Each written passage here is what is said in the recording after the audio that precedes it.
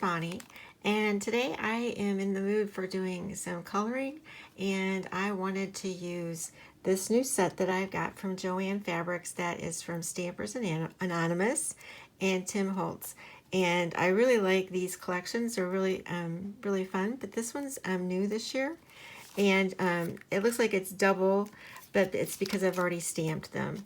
But they're super cute, super easy to color, and it also comes with this stencil that always, whenever you get them from Joann's, they have half, it's like a half stencil. You get a little bit of each, so it's a great way to even learn to use their stencil, if you want to say that. But I really like these clear acrylic. They're very sturdy, and they're just a great stamp. So what I have done so far is I have stamped them on a watercolor paper. And I believe this is, I'm pretty sure this is cold press. It's not really bumpy. It does have a little bit of texture, but let me double check. Yes, this is cold press, and this is from Canson. And that's what I did. I stamped every one of them on here with black ink, and then I used clear embossing powder to seal the edges so that I could do some watercoloring. I am going to be using, as you can see to the side, Tim Holtz's watercolor pencils, and they work really great. So all I'm going to do is I'm going to use this water pen. I do not have a Tim Holtz one. I don't believe that's what this is. I've had this for some time. So I'm going to go ahead and get started. And all I'm going to do is I'm going to start coloring, and then I'm going to add some water once I get done coloring. So I am not going to be talking during that time. I'm just going to color and have some little some music in the background. I'm going to get a little bit closer for you, and that's what we're going to do. I'm going to start at the top.